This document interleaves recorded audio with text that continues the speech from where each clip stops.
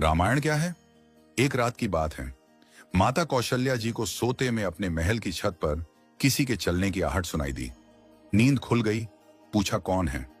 मालूम पड़ा श्रुतकीर्ति जी, सबसे छोटी बहू, शत्रुघ्न जी की पत्नी। माता कौशल्या जी ने उन्हें नीचे बुलाया। श्रुतकीर्ति जी आई, चरणों में प्रणाम कर खड़ी रह गईं।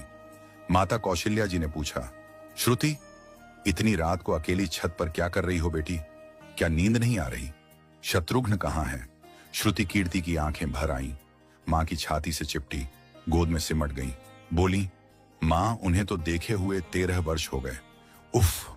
कौशल्या जी का हृदय कांप कर झटपटा गया। तुरंत आवाज लगाई। सेवक दौड़े आए। आधी रात ही पालकी तैयार हुई। आज शत्रुघ्न जी की खोज होगी। मां चली। आपको मालूम है शत्रुघ्न जी कहाँ मिले? अयोध्या जी के जिस दरवाजे के बाहर भरत जी नंदीग्राम में तपस्वी होकर रहते हैं, उसी दरवाजे के भीतर एक पत्थर की शिला है। उसी शिला पर अपनी बाह का तकिया बनाकर लेटे मिले। मां सिराहने बैठ गईं, बालों में हाथ फिराया तो शत्रुघ्न जी ने आंखें खोली। मां! उठे, चरणों में गिरे। मां, आपने क्यों कष्ट किया?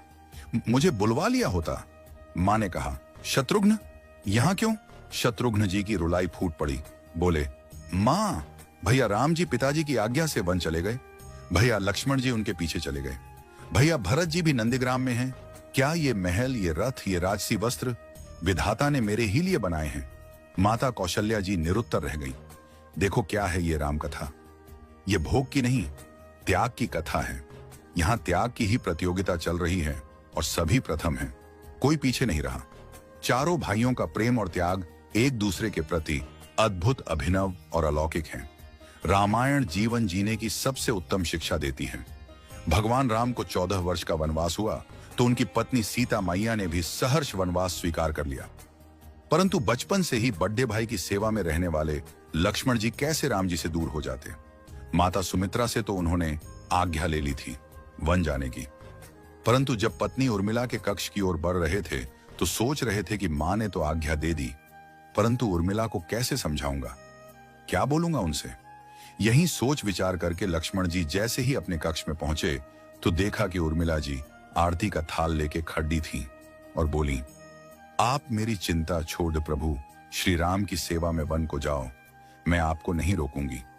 मेरे कारण आपकी सेवा में कोई बाधा ना आए, इसलिए साथ जाने की जिद भी नहीं करूंगी। लक्ष्मण जी को कहने में संकोच हो रहा था, परंतु उनके कुछ कहने से पहले ही उर्मिला जी ने उन्हें संकोच से बाहर निकाल दिया। वास्तव में यही पत्नी का धर्म है।